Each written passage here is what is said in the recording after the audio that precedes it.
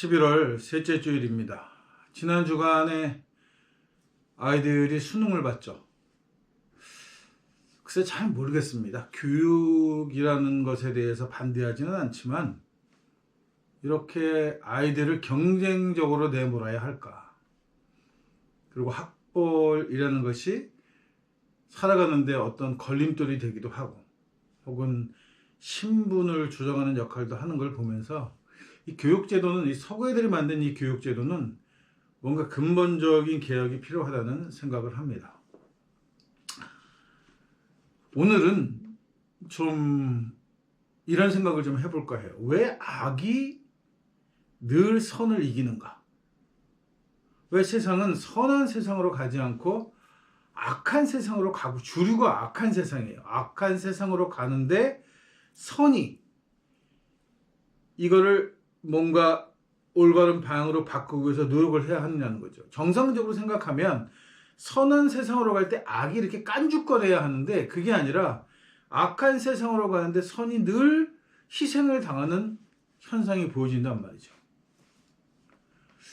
저는 동양에 대해서는 별로 하고 싶은 얘기가 없어요. 왜냐하면 뭔가 변혁의 시기이고 역사적으로 중요한 시점에 동양은 서구의 침략을 받아서 식민지가 되어버렸기 때문에 사실 동양에서는 이렇다 할 만한 정신적인 유산이나 경제적인 제도나 정치적인 제도 같은 거를 만들어낼 기회가 없었어요.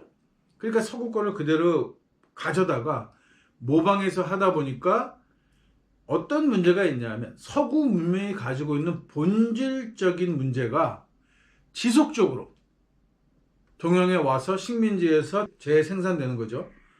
똑같은 문제들을 발생시키는데 더 나쁜 쪽으로 계속해서 발생시키고 있다. 이렇게 볼 수 있으니까 서구 제도가 혹은 서구의 문명을 가지고 뭔가를 개선하겠다고 하는 것은 망상이다.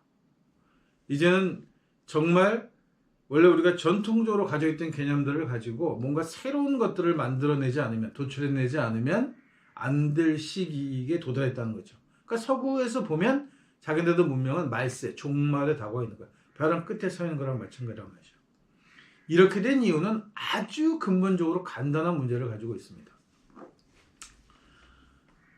저희 같은 50년 혹은 60년생들은 거의 젊은 시절을 30, 40대를 거의 거리에서 보냈어요. 데모를 하느라고. 민주화 투쟁을 하느라고 데모를 하면서 보냈죠. 그리고 어느 정도는 또 성과가 있었어요.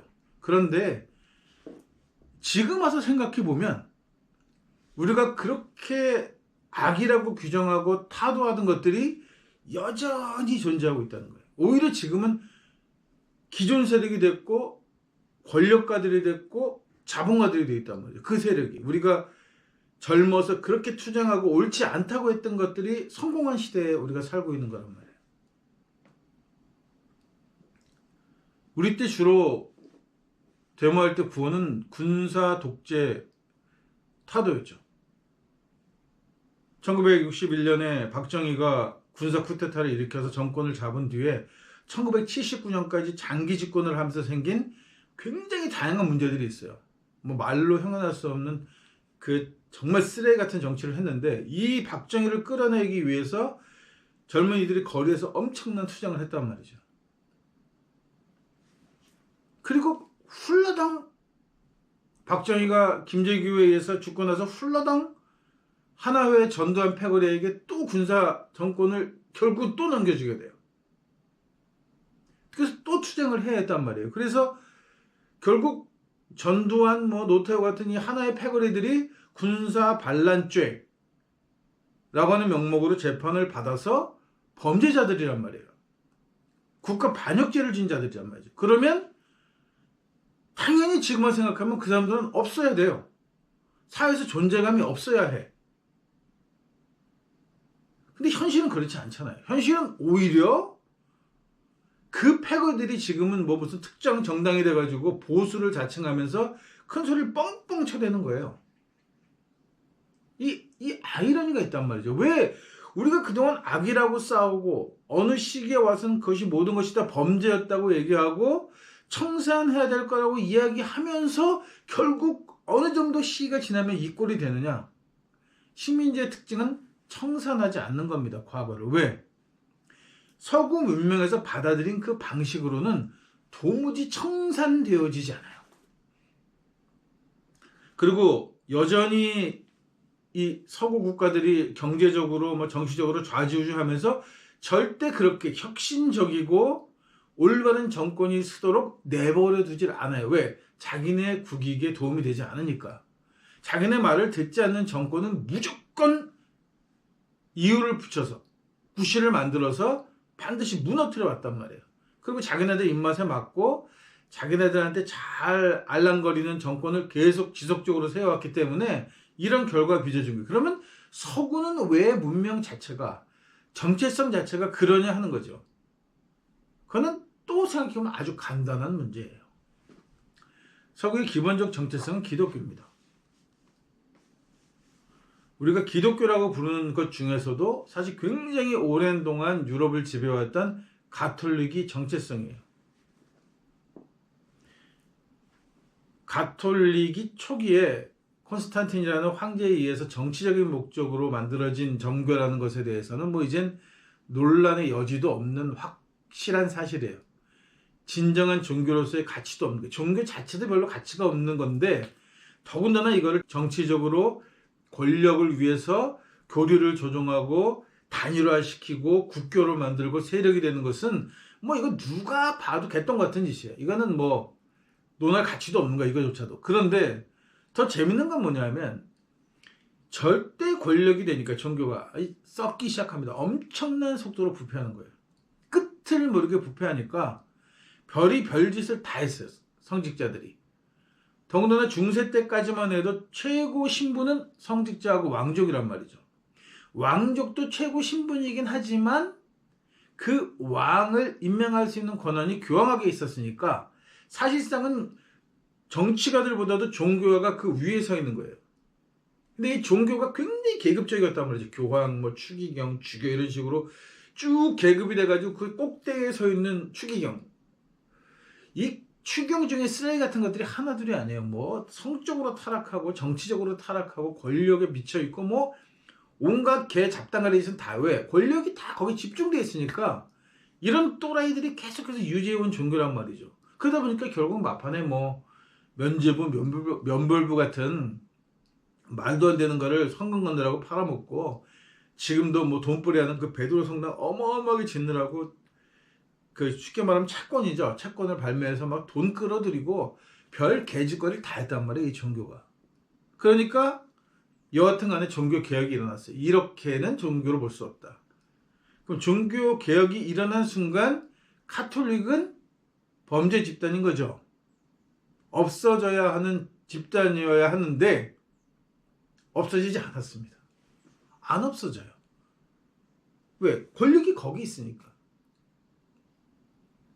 지금도 유럽 권력가들의 상당수는 가톨릭 신자들이고 뭐 하다못해 범죄 조직도 가톨릭을 기반으로 하고 있고 가톨릭이 경제, 정치, 범죄 그 어느 것 하나도 관여하지 않은 게 없었단 말이에요. 그러니까 그 뿌리가 굉장히 깊은 악이란 말이에요. 이걸 종교개혁 때 뽑아내서 완전히 불살려버렸으면 그러면 기독교라는 종교가 새롭게 변신할 수 있는 기회가 됐겠지만 뭐 종교개혁가들 자체도 교리 자체는 별로 건드리고 싶지 않아. 가톨릭이라는 조직만 무너뜨리고 하는 얄팍한 정치적 수작을 부렸기 때문에 결론적으로 얘기하면 기독교라는 종교 자체가 개혁할 기회는 없었던 거예요. 그냥 새로운 하나의 분파가 생기고 가톨릭은 여전히 살아남았죠. 그 거대한 자본을 바탕력으로 식민지에서도 절대 종교들이 되고 전 세계적으로 가장 많은 신자를 보유한 종교로 떡하니 버티고 있는 게 이 카톨릭하고 군사 독재 정권들하고 보수라고 칭하는 이 현재 정당들하고 같은 맥락에 있는 거예요. 악한 무리임에도 불구하고 주류를 형성하고 있다는 거. 그리고 이 주류를 깨지 못한다는 거.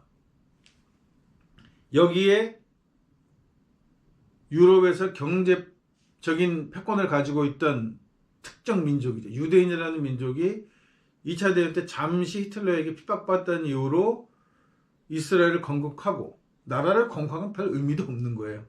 현재 지금 막대한 군사력을 가지고 깡패짓하고 있는 미국의 실질적인 주인 역할을 하고 있는 게 유태인인 거죠. 기독교, 유태교, 야훼라고 하는 신을 공통 주신으로 믿고 있는 종교예요. 탐욕스러운 종교입니다. 남의 것을 빼앗아 갈취해서 그것으로 잘 사는 것을 축복받았다, 은혜 받았다라고 하는 종교란 말이죠. 그러다 보니까 잘 살고자 하는 욕망을 가진 사람들은, 그러니까 종교 개혁가들도 마찬가지예요. 종교 개혁을 해서 정말 참 종교가 되겠다는 게 아니고, 종교 개혁을 통해서 내가 카톨릭이 가지고 있는 권력을, 종교적 권력을 내가 가지고 오겠다고 하는 정치적인 생각을 했단 말이죠. 그러니까 종교 개혁은 일어나지 않는 거죠. 그러니까 조금 뭐가 맞아떨어졌냐 하면,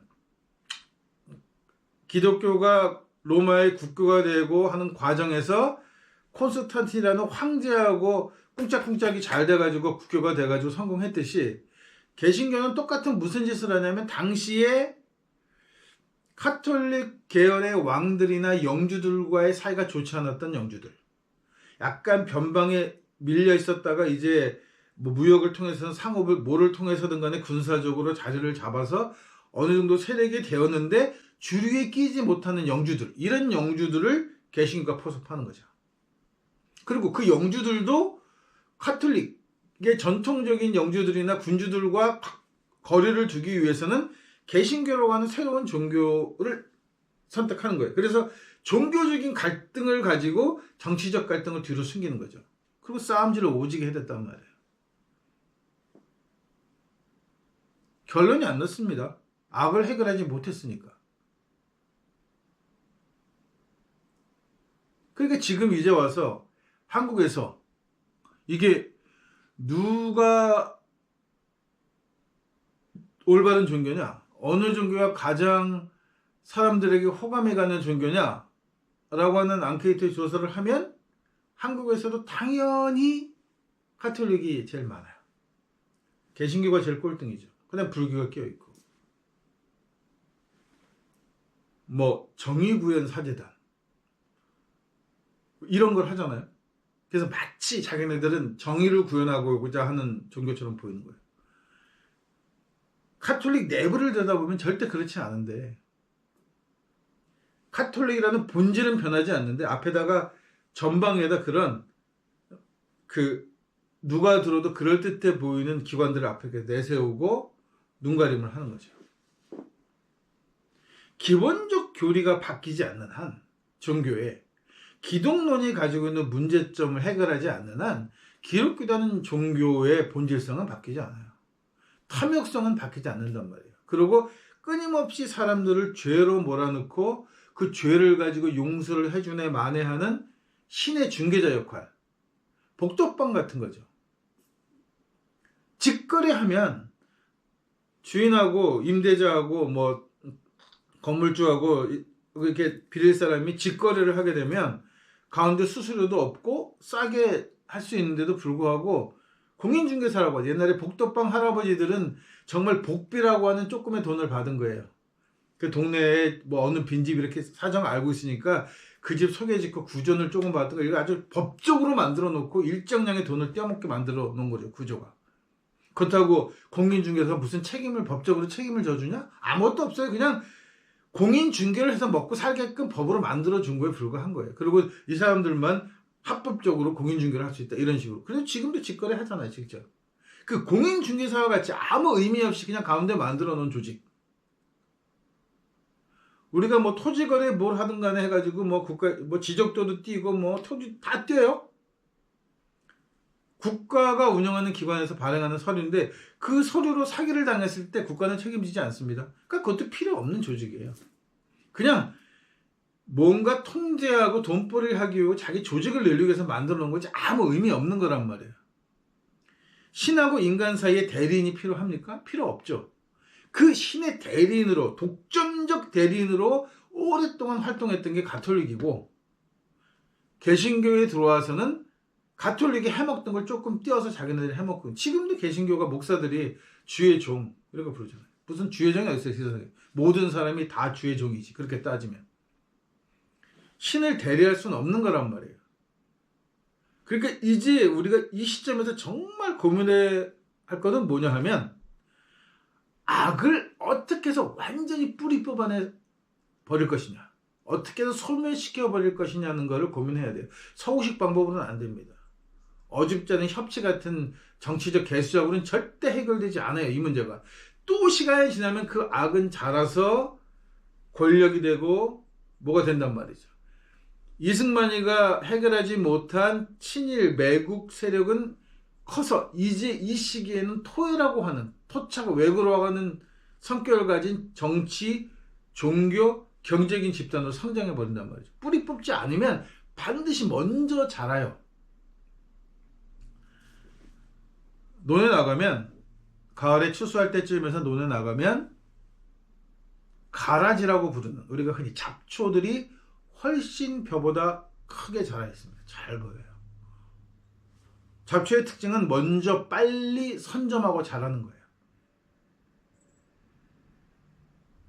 악은 선보다 빨리 성장하고 더 쉽게 크고 더 크게 자라요. 그러니까 보는 족족 뿌리를 뽑아야 되는 거예요. 그래서 우리 속담에 3살 버릇 여든까지 간다, 바늘도둑 소도둑 된다고 한 거예요. 3살 버릇일 때 고쳐야 하는 거예요. 촉법으로 놔주면 안 되는 거예요. 바늘도둑 별거 아니라고 훈방조차하면 안 되는 거예요. 2번 다시는 바늘을 훔치지 못하게 해야 하고, 3살 때 그런 개 같은 버릇은 하지 못하도록 해야, 뿌리를 뽑아내야 결국은 성인이 되었을 때, 사회 구성원이 되었을 때 정말 사회 보람이 되는, 개수작하고 쓸데없는 개짓거리하는 그런 벌레 같은 종자들이 아니고 적어도 최소한 인간다운 삶을 사는 세상이 될 수 있다는 말씀입니다.